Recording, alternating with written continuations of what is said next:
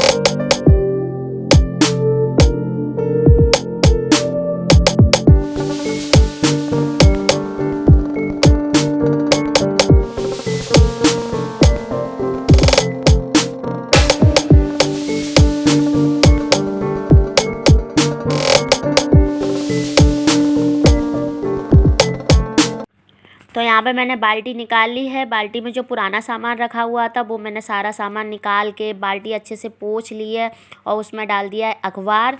और इधर मैंने निकाल लिया है जो साबुन, मतलब साबुन है, ब्रश है, जो मतलब ये सारी चीज़ें शैम्पू वगैरह रखते हैं उस वाले कट्टे को भी निकाल लिया है।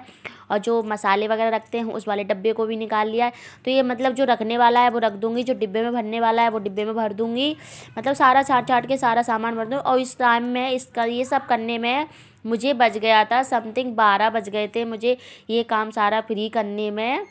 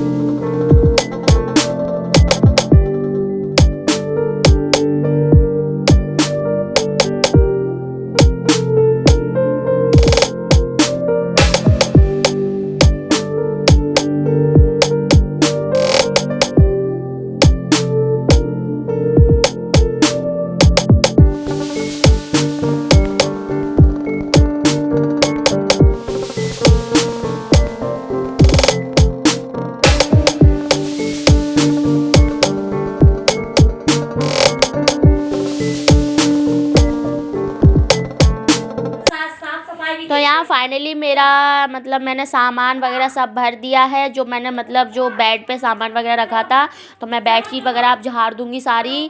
और किचन को मैंने पूरा ही क्लीन कर दिया है। अब रह गया है बस हल्की पूरी कमरे से झाड़ू निकाल दूँगी। अंदर की बेडशीट वगैरह मैंने सारी साफ़ कर ही दी थी। तो अब जो छोटे पूरे काम रह गए हैं वो फटाफट कर लूँगा। और अभी मुझे नाश्ते और चाय के बर्तन मुझे अभी धोने को रह गए हैं, तो वो मैं धोऊँगी। उसके बाद फिर ऊपर जाके देखूँगी खाना दीदी ने पूरा ही बनाया है।